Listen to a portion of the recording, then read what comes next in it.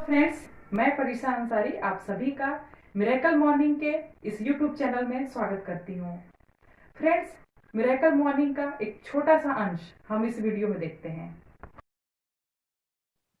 आपके काम नहीं करने से आपका अपलाइन का भी नुकसान हो रहा है, कंपनी का नुकसान हो रहा है और आपका भी नुकसान हो रहा है। आपका फोकस अपलाइन के नुकसान पे था और आप अपना नुकसान करा रहे हैं। हम यही तो करते हैं, झगड़ते सब क्या करते हैं, हम उसका सर फोड़ते हो हमारा सर फोड़ता है, हम उसको गालियां देते हो हमें गालियां देता है। हम दूसरे को नुकसान करने के चक्कर में अपना नुकसान कर लेते हैं। दुनिया के सबसे मूर्ख लोग यही करते हैं और हम भी यही करते हैं। आपने बिजनेस इसलिए नहीं किया कि आपको अपलाइन को नुकसान हो रहा है। मैं तो कहता हूं कि आप इस चीज से अपने आप को प्राथमिकता देना शुरू कीजिए। उसके अलग अलग तरीके हैं। और एक चीज हमेशा रखिए कि आप अगर जब ही दूसरे पे डिपेंडेंट हो जाते हैं, लोग आपको अपना फॉलोअर बना रहे हैं, चाहे वो पॉजिटिव में बनाए या निगेटिव में बनाए। आपका यह बिजनेस या जीवन में उन्नति आप पे डिपेंड करता है। जब हम किसी टीचर से नाराज हो जाते हैं, उस विषय में फेल हो जाते हैं। मैंने महसूस किया, मैं बहुत ही बढ़िया पढ़ने में था, मेरा संस्कृत रुचिकर विषय था, लेकिन किसी कारण से उस शिक्षक से मेरी नाराजगी हो गई। उनके कुछ चरित्र हमें अच्छे नहीं लगे, उनके आचरण अच्छे नहीं लगे और मुझे उस विषय से अरुचि हो गई, तो उस व्यक्ति से अरुचि हो गई। नतीजा यह हुआ कि खींच तीर के पास हुआ। अब यह इतना इंपॉर्टेंट विषय है, आप घर में गार्जियन से नाराज हो गए, पढ़ना छोड़ दिए, मुस्कुराना छोड़ दिए, पति पत्नी में झगड़ा हुआ, मुस्कुराना छोड़ दिए। अरे यार, दूसरे से झगड़ा हुआ, अपनी चीजों को क्यों छोड़ रहे हो? अपने व्यक्तित्व को क्यों धूमिल कर रहे हो? ये प्रकृति ने कितना दिन आपको सही दिया है आपको भी नहीं पता। कितने दिन आप मुस्कुराने लायक हो सकते हो? विद्रोह की भावना भी प्रोक्रेस्टिनेशन का बहुत बड़ा रीजन है। हमें इन चीजों से बचना होगा। अगर मैं इस रीजन को सम अप करना चाहूं, तो आप जब जब किसी चीजों को प्रोक्रेस्टिनेट करते हैं, आपको यह ध्यान देना होगा उसका रीजन क्या है। एक अगर एग्जांपल लिया जाए तो ट्रेनिंग प्रोग्राम, अभी जो वेलनेस एडवाइजर का ट्रेनिंग प्रोग्राम होने वाला है, आप नहीं ने सीट नहीं बुक किया है, जस्ट सोच करके देखिए इसका रीजन क्या है। पैसे का नहीं होना रीजन है, या अपने विजन का क्लियर नहीं होना रीजन है? पैसे नहीं है, जुगाड़ किए जा सकते हैं क्या? यस। लेकिन विजन का क्लियरिटी नहीं है, किया जा सकता है क्या? You can ask your upline, you can ask your active diamonds. अगर वो भी क्लियर नहीं करता है, यू कैन आस्क मी। चीजों को क्लियर कर लीजिए, नहीं तो चीजें टल जाएगी। लोग पूछते हैं सर अगले महीने भी कोर्स होगा क्या? तो मैं समझ जाता हूँ भाई, आप तेरे लिए तो जीवन में कभी कोर्स नहीं होगा।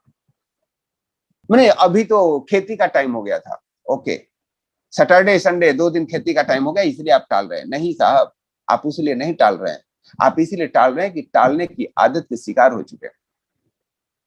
और मैं इसी बिजनेस की बात, तो एग्जाम्पल तो मैं इसलिए दे रहा हूं क्योंकि हम सभी के लिए एग्जाम्पल कॉमन है। आपके जीवन में बहुत सारे ऐसे एग्जाम्पल हैं। कोरोना का समय, कोई 1 साल ऑनलाइन कोचिंग करने के लिए मैं निकाल दिया, चीजों को सीखने में निकाल दिया, और कुछ लोग अपने वजन को बढ़ाने में निकाल दिए, चीजों को टालने में निकाल दिए। Choice is yours. कुछ लोग इसी में यूट्यूबर बन गए और कुछ लोग अपना सारा कुछ लौटा करके इतने खिन्न हो गए, घर में डिप्रेशन हो गई, सुसाइड तक कर दिया। Choice is yours. ये दोस्तों, आज हमने उन 25 कारणों को जाना जिसकी वजह से लोग चीजों को टालते हैं, और चीजों को टालना ही सफलता को टालना है। और हम जब कल डिस्कस करेंगे कि क्या किया जाए कि चीजें न टलें। आप इसके लिए जिस किसी को भी प्रेम करते हैं उसको आमंत्रित कर सकते हैं। वह तरीके में बताने वाला हूं जिसके बाद आप चीजों को टालना भूल जाएंगे। छोटे छोटे तरीके हैं और वह बहुत इफेक्टिव है। आपके आउटपुट को 100% बढ़ाने वाला है, आपकी क्षमता को 100% बढ़ाने वाला है, और मेरा दावा है कि आपको बिजनेस को भी बढ़ाने वाला है। क्योंकि कल के बाद हम लोग उन चीजों को डिस्कस करेंगे जो चीजों पे आज तक आपने ध्यान नहीं दिया था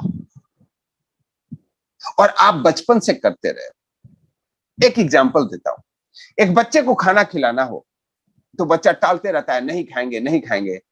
तो हमारी बचपन में मेरी दादी माँ क्या करती थी, वो बच्चे वो जो खाना था, चावल दाल खा रहे हैं तो उसको थाली में ना छोटे छोटे टुकड़ों में बांट देती थी।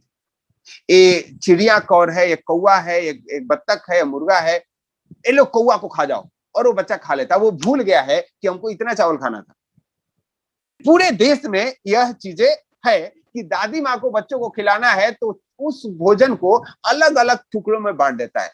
एक कौवा है, चिड़िया है, घोड़ा है, इसको खा लो, और लास्ट में क्या कहते हैं, देख मैं तू मुझे से प्यार करती है ना दादी से, तो ये तो खा ही लो। और बच्चे खा लेते थे, फिर उनको बोलते शाबाश। क्या हम यही कार्य अपने काम में कर सकते हैं? काम है बिजनेस को डेवलप करना, एक बहुत बड़ा काम है, लेकिन बिजनेस का पार्ट क्या है? तो हमने सिर्फ बोला कि आज हमें 5 लोगों से कनेक्ट होना है, ये मेरा होमवर्क है, सिर्फ 5 लोगों को कॉल करना है। अब आपके माइंडसेट में क्या, सिर्फ 5 लोगों को, ये तो 5 मिनट का काम है यार, इसको तो आप निपटा ही देते हैं। आपने डिवाइड कर दिया, क्या आज करने के लिए? नो, आपने उसको डिवाइड कर दिया कि सुबह 10 बजे ऑफिस से निकलने के पहले इन 5 लोगों को मैसेज करके टाइम ले लूंगा, कब बात कर सकते हैं।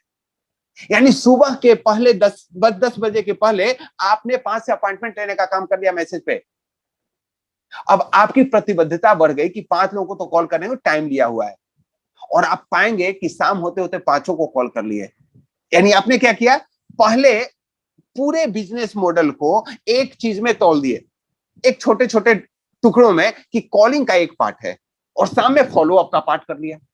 5 में कॉलिंग मतलब पहले टेकिंग अपॉइंटमेंट, तो मैसेज से अपॉइंटमेंट ले लिए, और जब आपने एक बार अपॉइंटमेंट ले लिया तो वह आपकी प्रतिबद्धता, जो आपकी इंटीग्रिटी है, वह आपको बाध्य कर देगी करने के लिए।